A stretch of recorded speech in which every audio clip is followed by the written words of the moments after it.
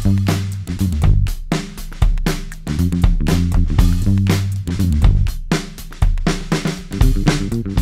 is Home Games. Welcome to the show. I'm Scott Radley from the Hamilton Spectator and 900 CHML Radio.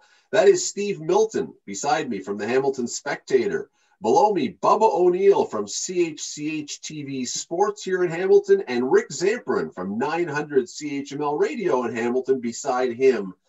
And guys, let's go down the highway a little bit to Toronto, where, you know, the Maple Leafs always get a little attention. They always get a little coverage, and there's always a few comments about them. But the guy who maybe, well, John Tavares right now may be in the hot seat, but the guy who's always seemingly in the hot seat, Rick, the guy who never leaves the hot seat is William Nylander. Why is William Nylander such a flashpoint for Leaf fans? You are either a diehard supporter or you think the guy is horrible. Why?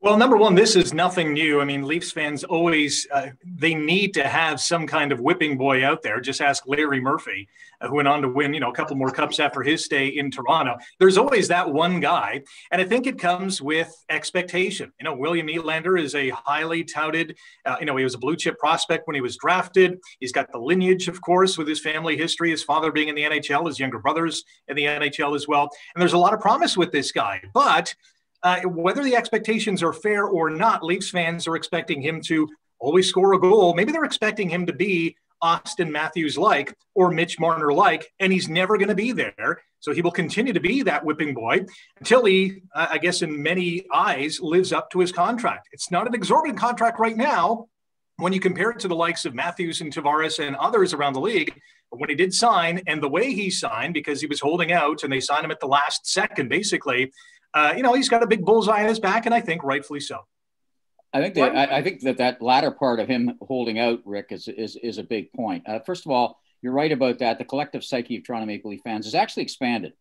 Right now, they've got room for three players who are truly star types, and a fourth that I think is just about as big as star as Tavares and Marner and Matthews, and that is Riley. And maybe over the long run will be the truest Leaf of all of that group. But they're all kind of really star players, and they play a big league game. There isn't they all play a lot of good two-way hockey now, but there isn't kind of a grinder or anything like that. One of those guys, the Eddie Shacks or the Domies or the Wendell Clarks that Toronto fans have always grabbed onto. So you get four people who aren't like that. By the time you get down to number 5, they need somebody like that, and he isn't it. And the fact that his holdout put their salary cap in some kind of unbalanced situation, which people perceive it as to be, which it is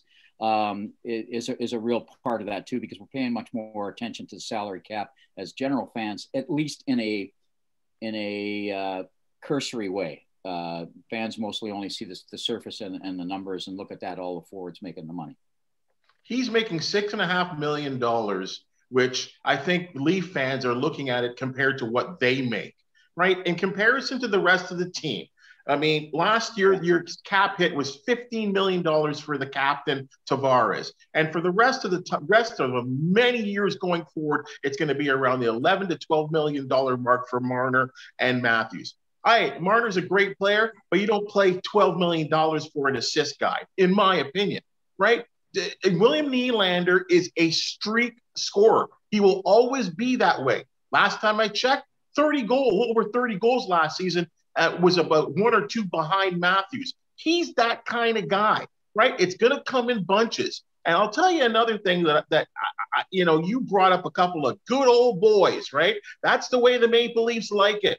Guys like Domi. Like, remember the love affair with Ty Domi? They love these all-Canadian guys. And I'm starting to wonder if, because he's a European player, that there's not a little slant towards the good old Canadian guy that goes in the corners, the Zach Hymans, the Domies, the little Gilmore who did what he did. And people don't see that type of game. He is what he is. They knew what they were getting into when they signed him. And I'm sorry, based on the salary cap, At 6.5, he's probably going to have 60 points this year, in line with everyone else in the National Hockey League at that rate. There's too many of them, though. That's all I'm saying. Too many forwards.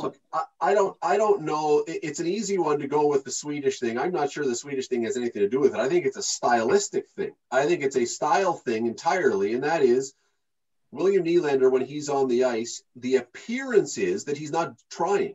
And whether he is or isn't, he looks like he's not trying. He skates around. He doesn't go into the middle of the ice, and he stays up and down and out of contact. And you guys are both, Bubba and Steve, you're absolutely right. Look at the guys Leaf fans have latched onto in past decades. You know, the Domi, the Motor City Smitty, the Eddie Shack, the Rocky Saganucks. You go back, they love guys who, Wendell Clark, they love guys that look like they are working hard. Even if, I mean, Motor City Smitty, as an example, not to dump on him, I know his brother a little bit. His legs were churning, like he wasn't going very fast, but he sure looked like he was doing a lot.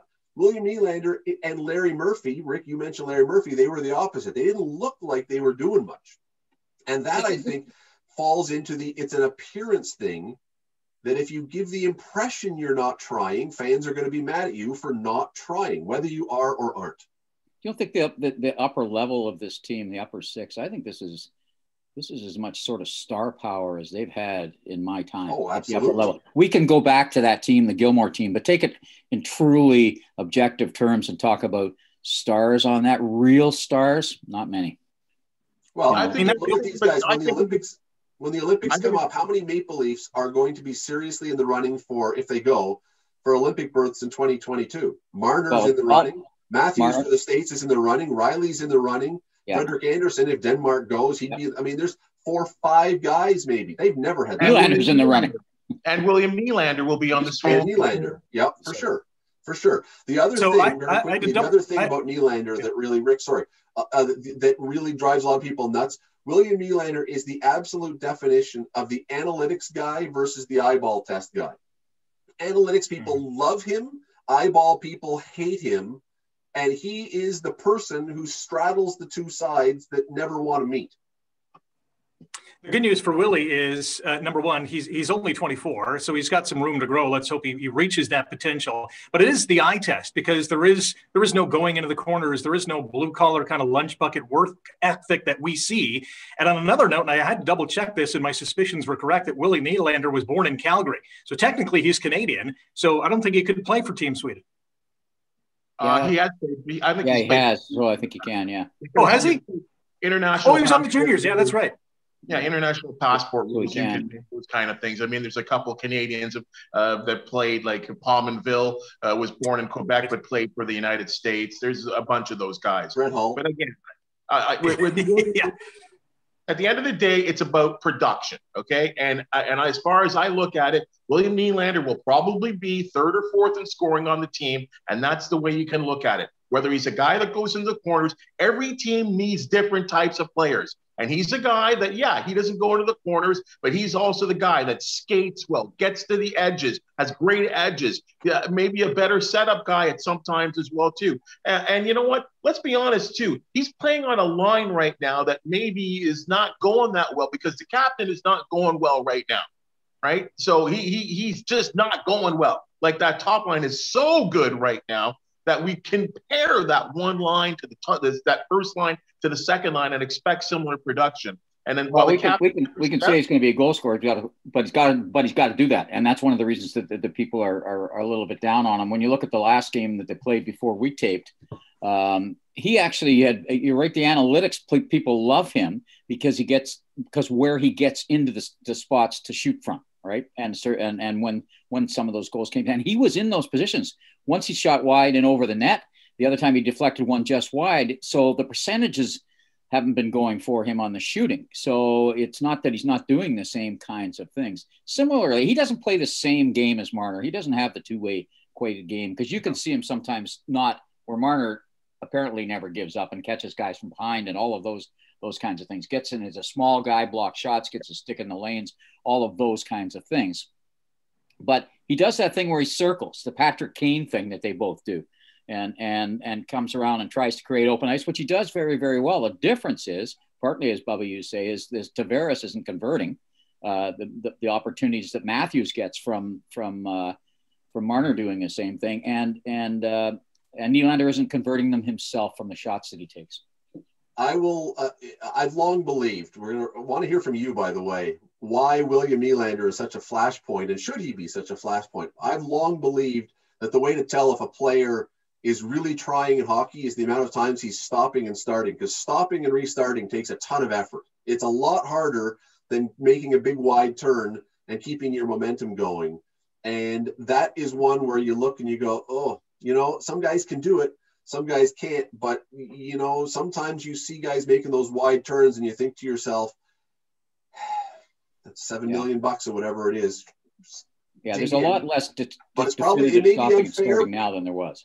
It may be unfair, but the perception is there. What do you think? Let us know in the comments down below. We'd love to know from you. Are we being too hard on William Nylander? Is all the media being too hard on William Nylander? Are the fans too hard on William Nylander?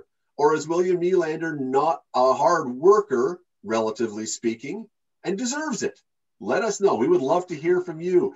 Subscribe also down below so you will know when these videos come out. We do them often. We'd love for you to be able to keep up with us. We'll talk to you soon.